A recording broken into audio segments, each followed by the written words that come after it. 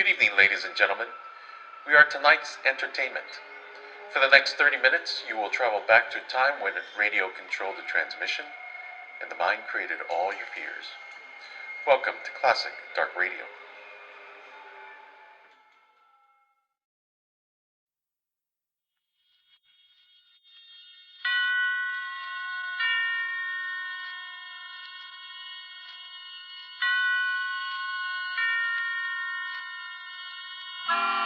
Suspense.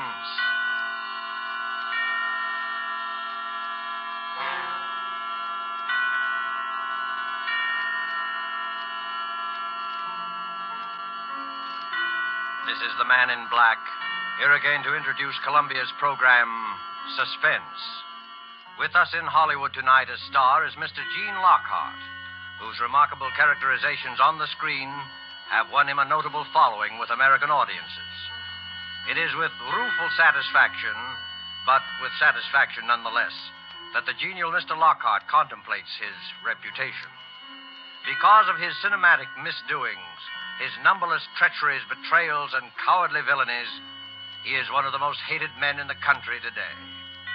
Our story this evening by John Shaw is called Statement of Employee Henry Wilson. And so with the performance of Gene Lockhart, as he relates and relives the events of the climactic moment in Henry Wilson's life, we again hope to keep you in suspense.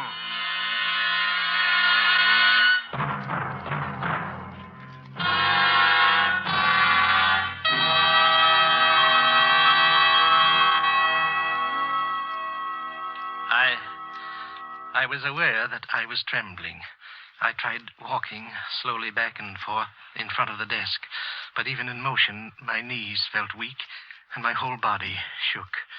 Why was it always I who trembled, and never this pompous insect sitting in front of me? His voice was cool and mocking. His voice was clear and hard. Well, I sympathize with you, of course, Wilson. But the error must be brought to Mr. Larkin's attention. It is quite a big mistake there. Quite a costly mistake. Mr. Larkin must know. He wouldn't cover it up. I knew that. 2 years ago, this man had come with the firm. For 8 years before that, I had worked there, enjoying the work, liking the people. And then he had come there. Have you ever stood quietly by and watched someone rob your house and steal your pocketbook? I was helpless. He was ambitious. He was clever. He was fluent. And as of tonight, I was his subordinate. 2 years against 10 years. Around the office, I had a reputation of being casual and carefree. But I hated this man. Every inch of me hated this man. And it was not a new hatred. Of course, there is no question of your honesty. His voice was patronizing. The patient teacher and the unruly pupil. I hated him. He smiled up at me and waved his hand in dismissal. He almost brushed a small iron vase off the top of the desk with the gesture. I had seen that vase so often, but I had never seen it out of the eyes that I was looking at it with now. Good night, Wilson. Good night, I said. Good night, clever boy. I walked out into the corridor and rang for the elevator. Terrible night, ain't it, Mr. Wilson? I heard the boy Yes, sir, talking, these elevators like are he was vast, yelling too. at me from some distant mountain. I wish my He was numbers talking were and I was answering, but what either one of us was saying I didn't know. I was thinking of something else. I looked at my watch as I stepped out of the car. It was 11:30 already. I mentioned it. You've had a long day today, Mr. Wilson. Those were the first words of the boy that I heard clearly, very clearly. Yes, I told him. Oh, plenty of overtime this week. I stood and looked at him for a moment. Mr. Dodds is still in the office. You might drop in and see if he wants anything. I think he'd be very grateful. I will, sir. I certainly will. It'll help to pass the time, sir. I don't like to complain, but these nights pass awful slow sometimes. Yes. Go up and see if he wants anything. Go up and see. I walked out of the lobby and came back into the building again when the boy had gotten into the elevator. 4 flights up. I took the stairs slowly. I was in no rush. I must let the boy get out of the room first. He said the nights passed slowly. This one wouldn't, and yet there would be an eternity compressed in it. When I got to the 4th floor, I stood at the top of the stairs and watched the door to Dodd's office. The elevator was parked at the floor, so I knew the boy was in the room. A short while later, he came out, and I crouched back in the shadows until he'd gone down in the car. And then I walked into the room, not in a crouch or moving my feet so that no sound would wake the stillness, but casually, honestly. There was a small waiting room to Mr. Dodd's office. In 2 years, he had a waiting room. In 10, I had none. I felt like laughing at the symbolism of that fact. Who's there? I called out my name and entered his office. Yes, what is it, Wilson? He was still sitting down, and the iron vase was still alongside of him, very close to him. I started to talk. I don't know what about, business, things in general, I've quite forgotten. I reached across and picked up the iron vase casually, very casually. But his eyes went wild suddenly, and he jumped. And I hit him square on the top of the head with the vase. It wasn't a very good shot. I had no leverage. But he started to slump back in the chair. I hit him again, hard, and again and again. And a red streak ran across his forehead, and he lay still. I put my hand against his heart.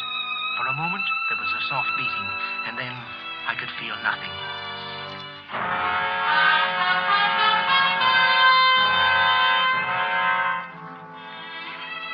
I was very calm and very warm.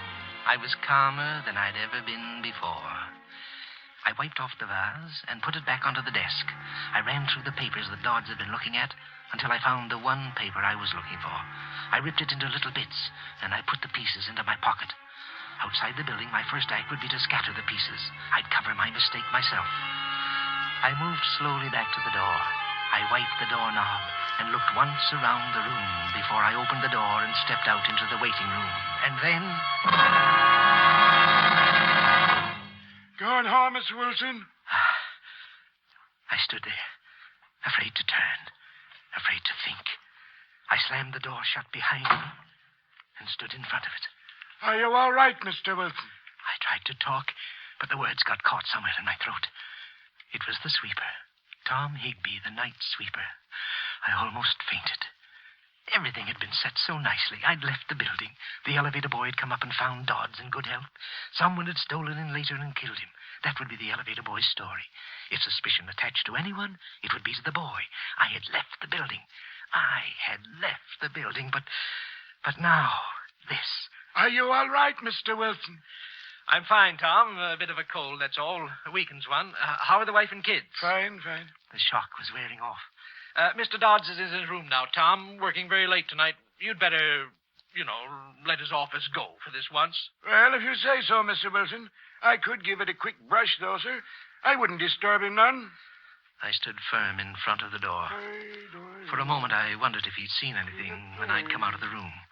It was possible. He could have looked over my shoulder. No. No, he hadn't seen anything. He began to sweep the sitting room, and I stood and watched him. I couldn't let him get out of here. I'd go to the chair if he told me about being there. And I couldn't kill him, too. Oh, what a quick step it had been back to normal. I was nervous again, and I felt a sickness at the bottom of my stomach. I tried to talk, and I sounded stupid. Tom looked at me. I wouldn't have to touch him. It would be his word against mine, and I had left the building. I opened the door quickly and went back into Dodd's office. I tried to keep my eyes away from that thing at the desk. I remember that he'd kept a bottle in one of the drawers, and I took it and brought it out to the sitting room with me. Oh, Tom, Mr. Dodds has a birthday tomorrow, and he wonders if you'll drink his health with me. Well, I don't think you better take any tonight. Mr. Dodds has a birthday. Sometime tomorrow he'll be a day old in the next world. Tom was famous for his liquor habits, but he hesitated. Well, now... I poured the drinks. I don't think you better have... Up with it, Tom, and down with it. And here's to Mr. Dodds. Well, all right.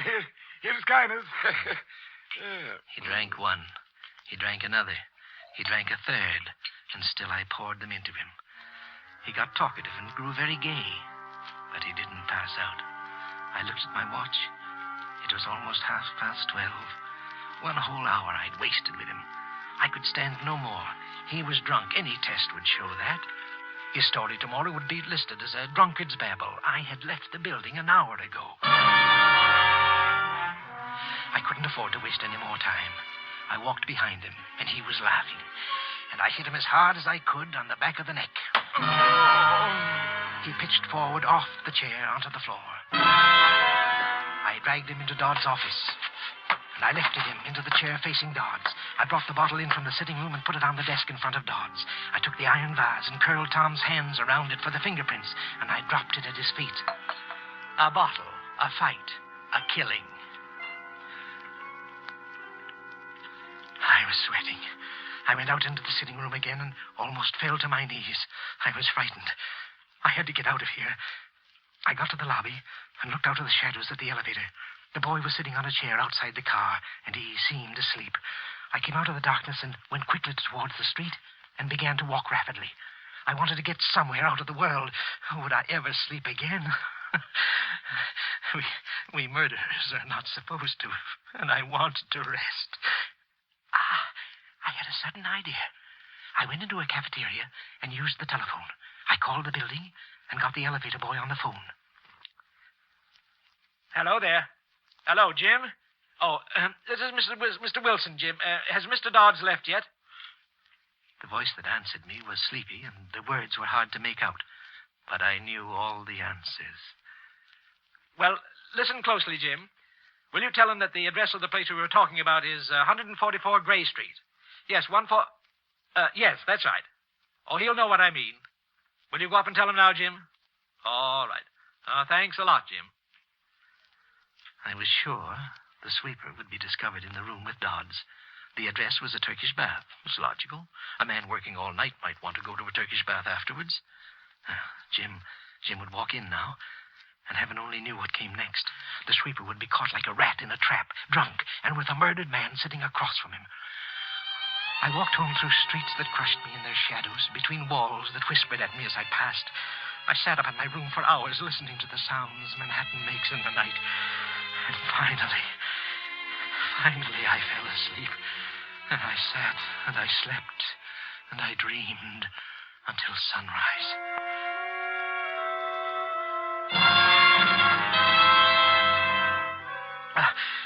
I woke with a start. I was shaking like some miserable wet cur. I took a drink and tried breathing deeply. Somewhere I'd read that deep breathing killed that scared feeling. What in blazes was I frightened about? I was safe. I was completely safe. But when I left the house, I was still shaking. I walked all around the block that the building was on before I went inside. It looked like any other morning. On the floor where my office was, I saw a policeman. And then another. And then my world was surrounded by a ring of police and plainclothes men. I must watch my nerves. I must move carefully, very carefully.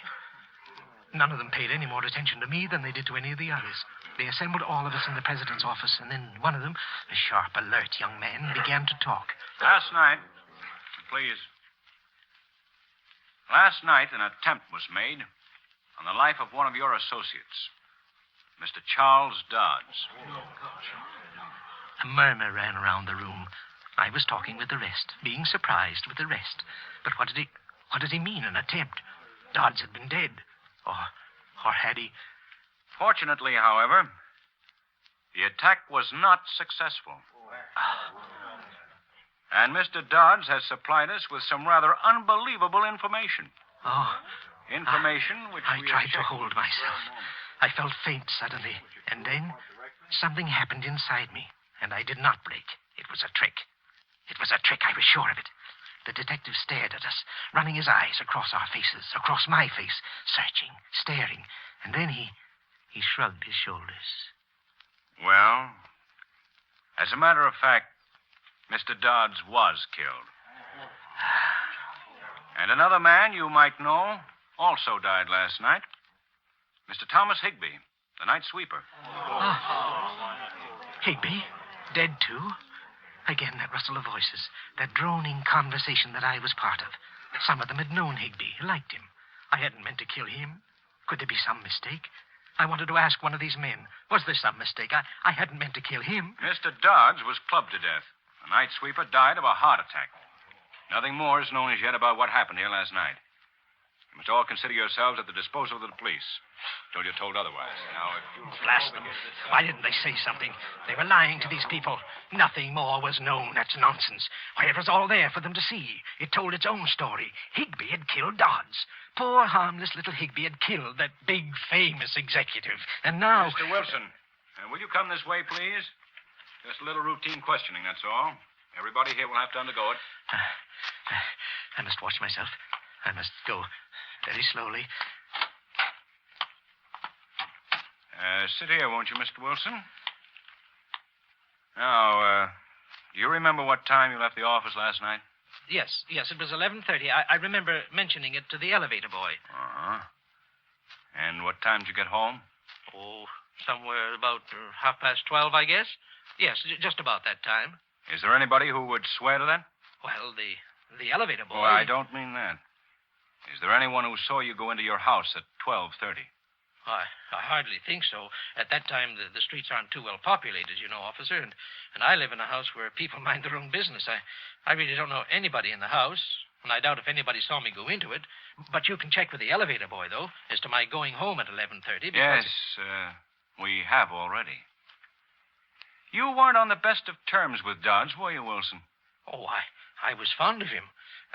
But I don't know what right you have to say a thing like that. Well, he kind of did you out of a job around here, didn't he?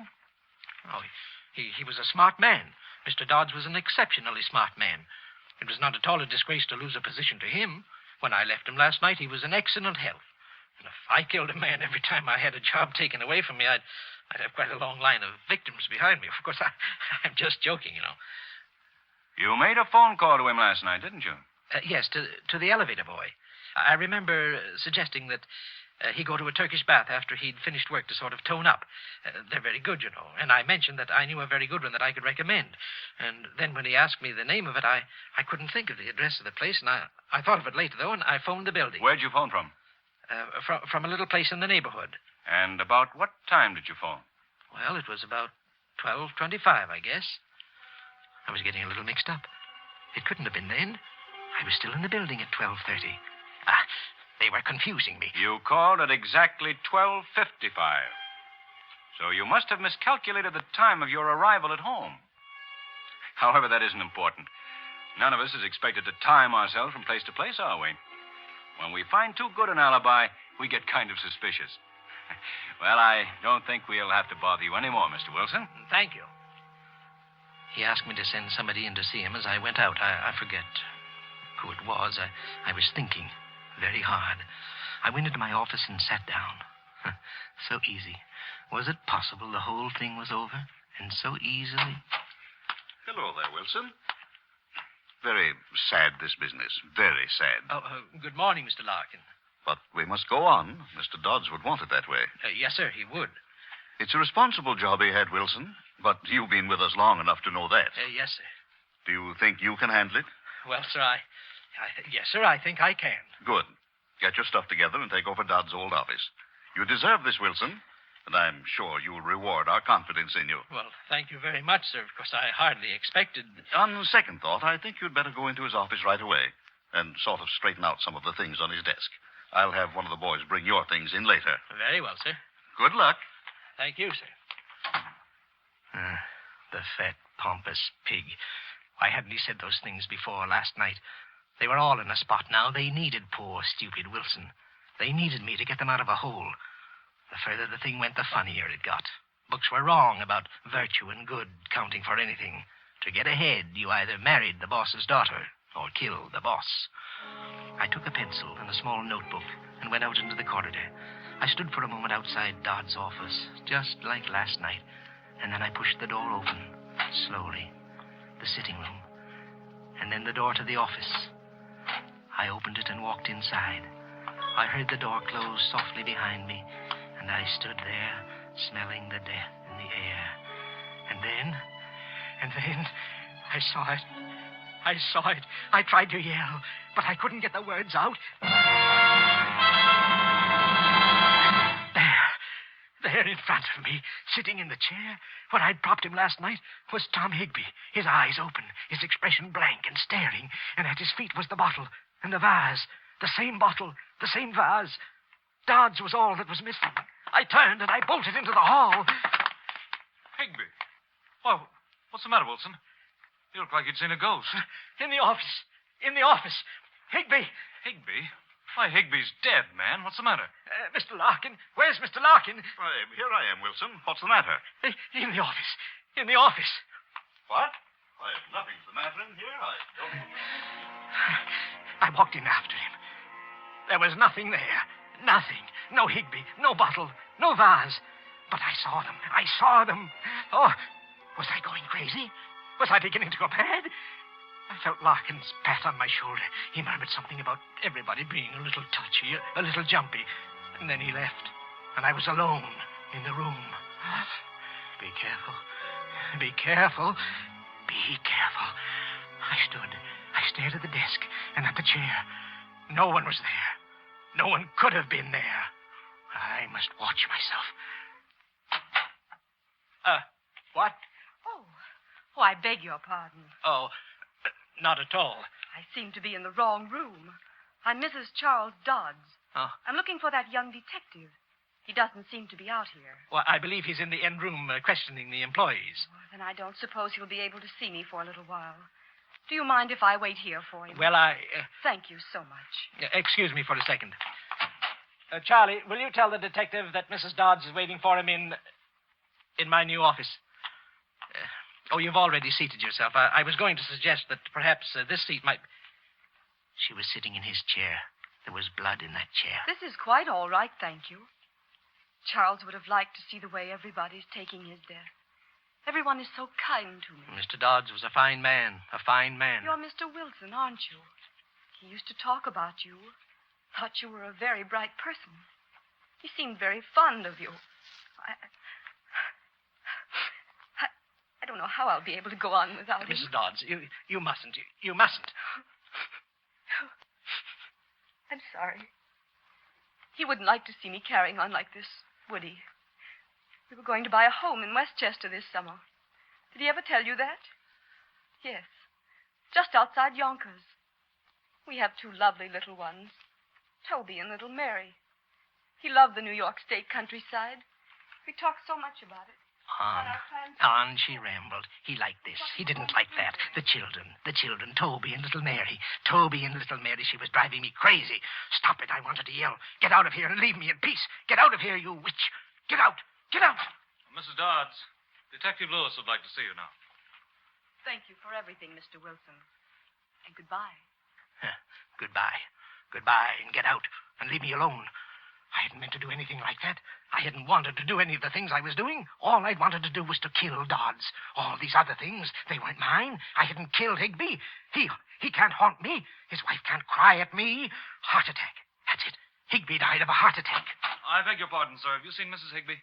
The detective's looking for her. How would I see her? Am I everybody's guardian? How can anybody get lost in this office? Sorry, sir. Mrs. Higby? Mrs. Higby? Stop it, you Mrs. fool. Higby! You howling idiot. Can't you be looked for quietly? You will drag Higby from his grave with your yelling. 2 widows. What? You manufacture widows, don't you, Mr. Wilson? Widows and orphans. Tell me, Mr. Wilson, is it your life's work or is it just a hobby with you? Tell me, Mr. Wilson. Who is that? Who is that talking? Do they think they can make a fool of me? The office communication. It's off. Oh, stop it, Mr. Wilson. You'll go balmy. Oh. You've committed the perfect crime. Don't go crazy and spoil it. No. Perfection is instinctive with you, isn't it? Yes. Not a plan that you make. Spontaneous perfection. Yes. There aren't many could do that. Go on. Go on. Voices can't frighten me. They deserve to die. And that's why they're dead. Thou shalt not kill, Mr. Wilson. Thou shalt not kill. Thou shalt not kill. Not Higby. I didn't kill him. His heart stopped. Do you hear me? That's all. I didn't kill him. Now, you voices, stop. Do you hear me? Stop it, I command. Stop it. Is something wrong, Mr. Wilson? What do you mean, is there something wrong? Do you hear them, too? Well, you mustn't listen. They lie. Do you hear me? They lie. Now get out. Get out. Get out. You must talk only to me. Do you understand me? Only to me. Not to these others. Don't say anything to them. Only to me. Only to me. Well, what do you want? Well, I don't know. You think they'll say something bad about me, don't you? So you can carry me off to jail. That's what you're waiting for, isn't it? Well, you're going to be disappointed. You see, they're quiet. What's quiet? Yeah, who's quiet? You think I'm going to tell you. They won't say anything unless I tell them to, and I'm not going to tell them to say anything, not one little word. Last night you wanted to know all about last night. Well, you asked them, but they won't tell you. Look at the expression on that face. Look at him, Lieutenant. They were there. They saw me hit him, but they won't say anything. They were there, but they won't tell you a thing. Not one little word, not a He's single a thing. gibbering idiot. Because I'm not going to I let them. shouldn't have let you They won't monkey say a around. word. We could have gotten it out of him some other way. You and your psychology. You know, you should leave that stuff in colleges. All I did was plant Higby in the office and route Mrs. Dodds in here and talked into the ventilating system. Yeah, those voices had me creepy, too. Incidentally, Dodds was single. What? That girl's my fiancée. She's an actress. Well, Not a word. why did you tell him Higby was dead? No, maybe you better not explain. Psychology, huh? Well, what are we going to do with the confession now? We should have pinched him the moment he walked in here. Behave. They know. Maybe I'm lucky I never went to college. There's no use you waiting here. They won't tell you anything. They're mine, all mine. I tell them what to say. All right, get the wagon up Can't say here. a word. I'm not going to Moving walk along. this thing through the Remember that. streets. I won't say a word.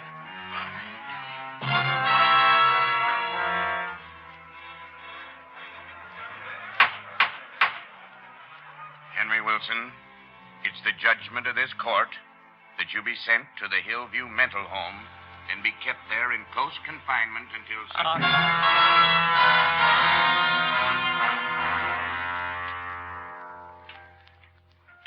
On the voice went. I had stopped listening to voices, all but the ones that I couldn't help hearing. But I'm not crazy. I'm not crazy. I tell people that, and they look at me queerly. The stupid fools. The guards here have spread the lies that I have fits. Lies. Lies, I tell you. They say every night when the moon comes up, I have fits. Loud, roaring fits. Well, they lie. Because it's then that I hear the voices. I hear Dodds and his wife and Toby and little Mary. And I sit quietly and I listen to them. Do you think I could have a fit in front of them? Do you now? No, I'd be ashamed. I tell you, I'm not crazy. And they lie when they tell you that they lie. All of them. They lie. And they're lies. Lies. Lies. Lies. Lies.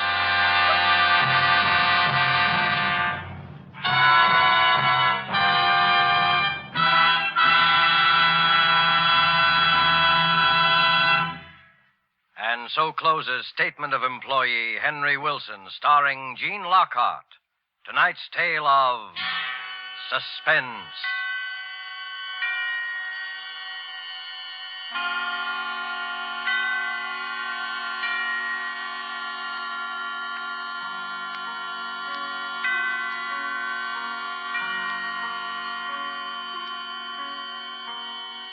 This is the Man in Black, who conveys to you Columbia's invitation to spend this half hour in suspense with us again next week, same time, when our two distinguished stars will be Margot and Philip Dorn.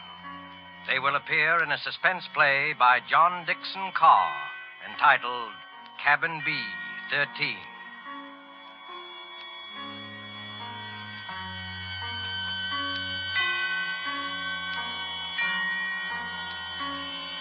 Producer and director of Suspense is William Spear, who with Lud Gluskin and Lucian Morowick, conductor and composer, and John Shaw, the author, collaborated on tonight's Suspense.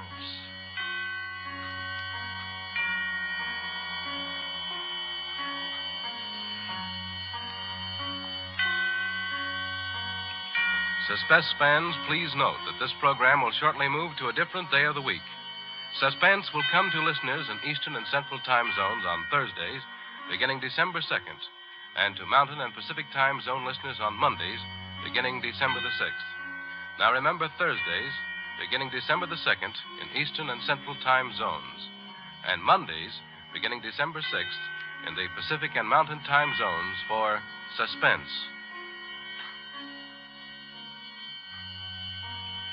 This is CBS, the Columbia Broadcasting System.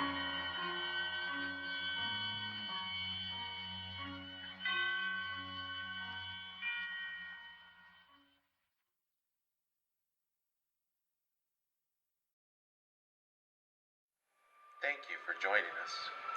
I hope you enjoyed tonight's entertainment. Now, I caution you to subscribe before it's too late, before this broadcast ends, before we